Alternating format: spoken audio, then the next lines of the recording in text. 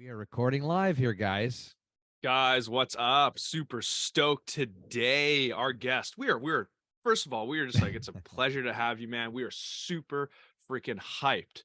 Our guest today is a world-class athlete, a coach, the founder of the Human Performance Project. He is all about leveling up and diving into the deep end, guys. Without further ado, Tyrell Mara. Let's go, dude. How's it going? Love it. Hey, well, thanks for having me. And I've got to say, right off the bat, I think the handful of these podcasts that I've had the opportunity to listen to, Nigel has done the introduction because Devin, you haven't been there, and I've got to say, Devin, that was pretty awesome. That was Nigel. I think that's a non-negotiable. Devin's got to record all of those. That was awesome. I get that. I get that all the time, Tyrell. It's On the other end of the spectrum, we have a workshop where, for me, I think my real selfish desire in those workshops is, yes, like absolutely for the top, like I love working with top performers. I think that's one thing I've learned about myself. Like where I'm most intrinsically driven is where I'm working with people who want to push those limits, but want to level up their tool set and their roadmap and their navigational capabilities of like their own lives. And what the workshops do is they let me, like, I don't think these two ideas of having a way to navigate the world, i.e. the deep end mindset, and having really good tools for your recovery and your performance, your day-to-day energy management, which is the hot, the cold, meditation, breath, I don't think those are mutually exclusive. And so we create these two gateways into those conversations by bringing groups in and facilitating these conversations around, like, okay, we've got the hot and cold, we're going to talk about the benefits of that. But there's this other question of like, why would you do it? Why even get into the cold shower? Exactly. Or the cold tub? Why? Yeah. What's driving you? And how long do you think you can sustain that journey that you're on? And then we get to start peeling back the layers and talking about your foundation and your goals and your values and your intrinsic drivers and like the lifelong skills that you may not even know you are intentionally or unintentionally transitioning from one chapter of your life to the next. And by the way, that after 50, 60, 70 years of life, that's where mastery, that's where impact, and that's where fulfillment come from. Right. So for me, like this really is a vehicle and a space to be able to start facilitating those conversations, both organically, people dropping in, but also intentionally, through these workshops. And that's my work, right? My life's work is like creating those spaces from the workshop side. I'm stoked because we're going, actually. You're there. You're going to be here in almost a week. Yeah, we're going. I know. You know what I really found is that, thanks to Dev here, I go back 3 years ago. I'm 61 now, right? And that's only, so I go back 3 years. I've always been fairly fit. I've always been a sports guy, a big mountain biker, big skier, big backcountry skier, rock climber, all this stuff. But I would always do the sport, and I wouldn't do the prep, the training, and do a little bit of weights here and there, but I would never really get into a routine, right, to prepare to go mountain biking or skiing. But what Dev got me doing and really thinking about is a morning routine, which I have now, and I've got it, and I'm addicted to it. Like you said, you get this addiction, and it's like, getting up, and it's like the stretching and the breath work and the meditation, and then some exercise, depending on what day it is. I may do some weights, I may do whatever, and then if mine finishes off with a cold plunge.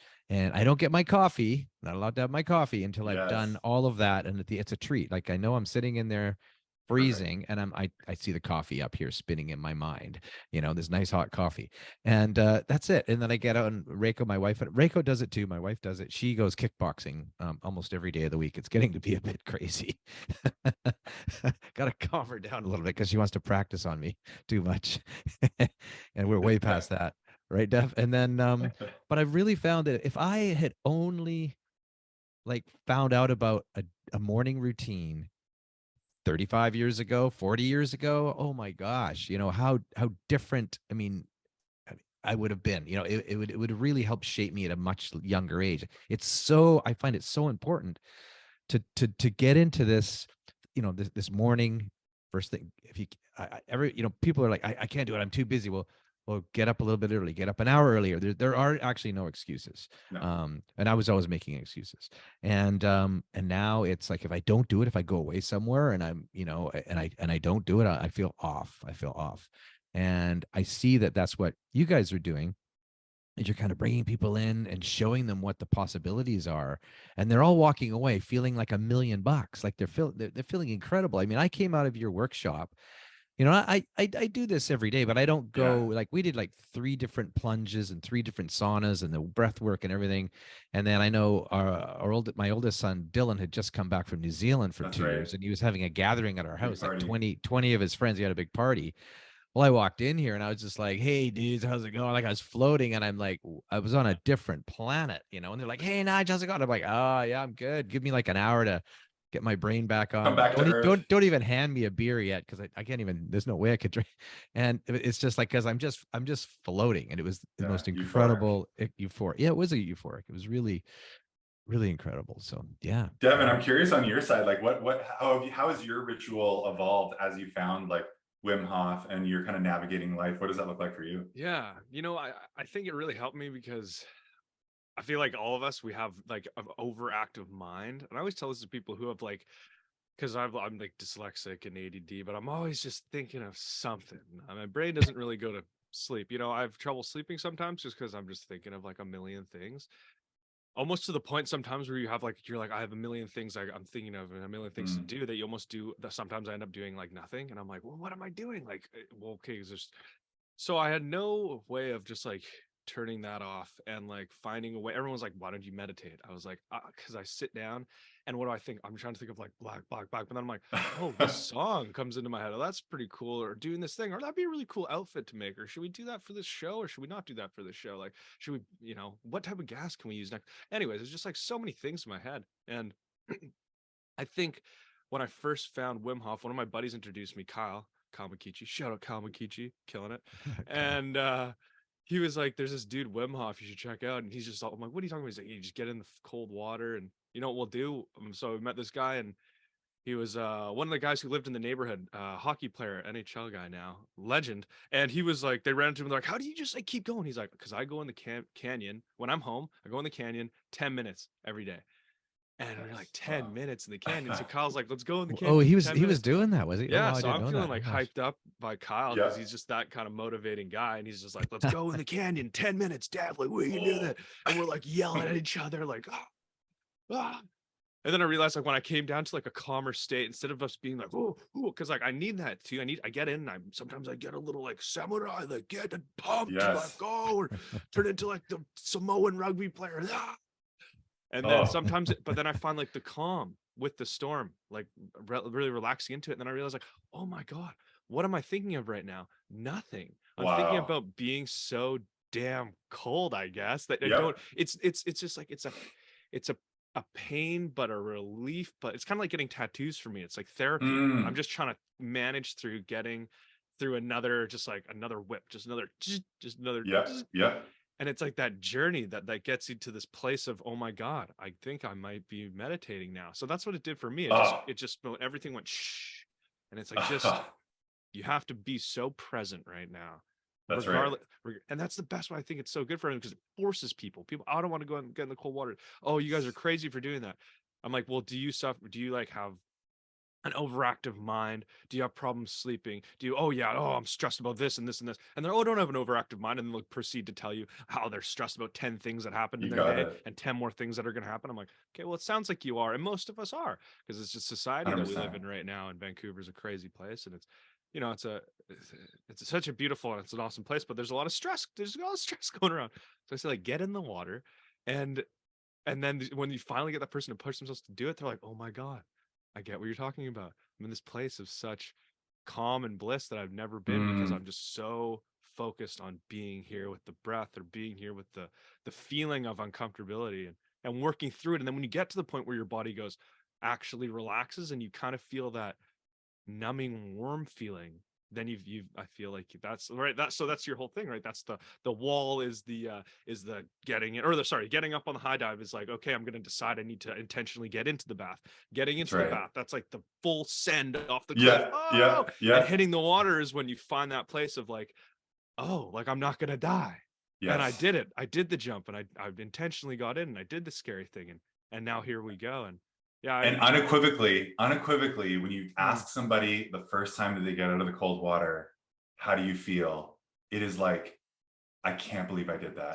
I'm so proud. And Nigel, we saw it like at that session. I know. And it's like, that's the work.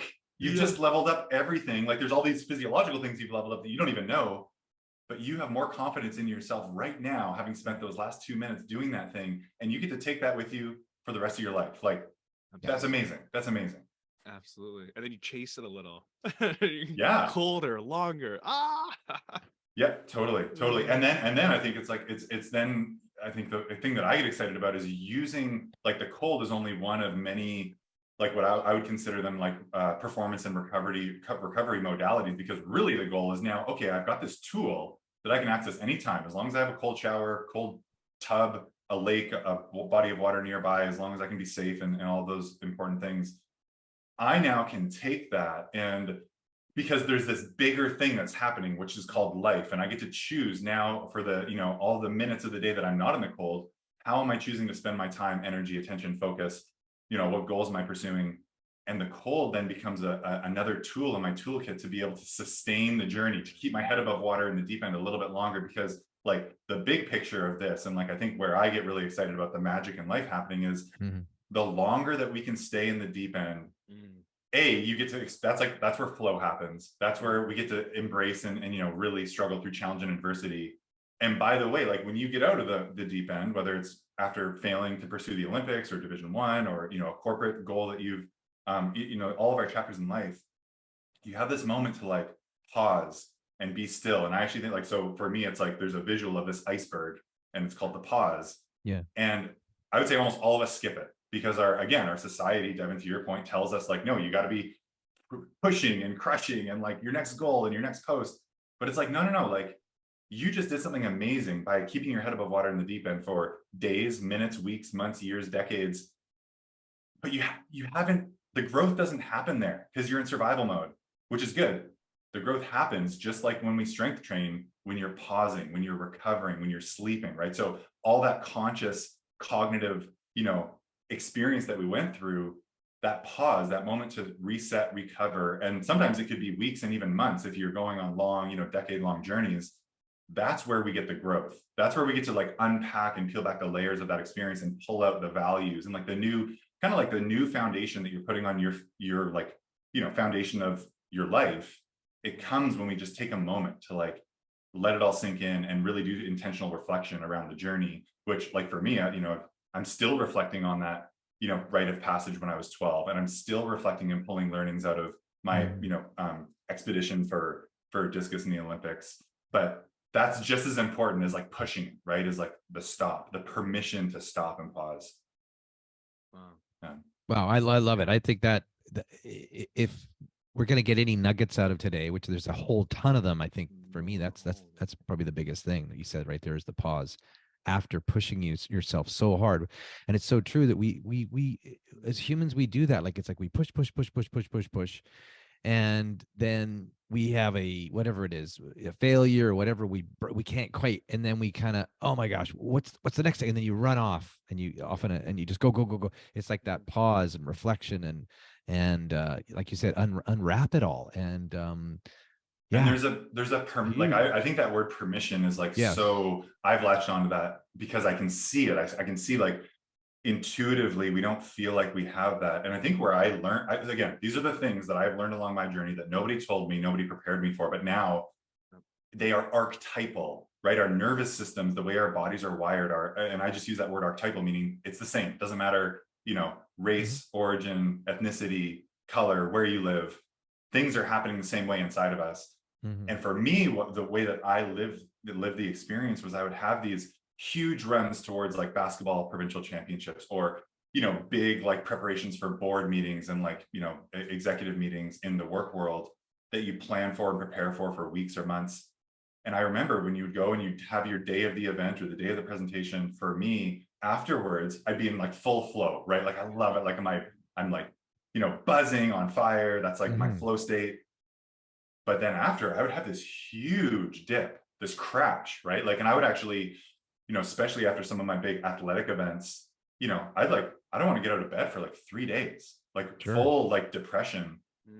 And my initial reaction when I was younger was like, what is wrong with me? Why is my body doing this? Why can't I flip the switch like I always do and get me like back into the gym training for 8 hours a day?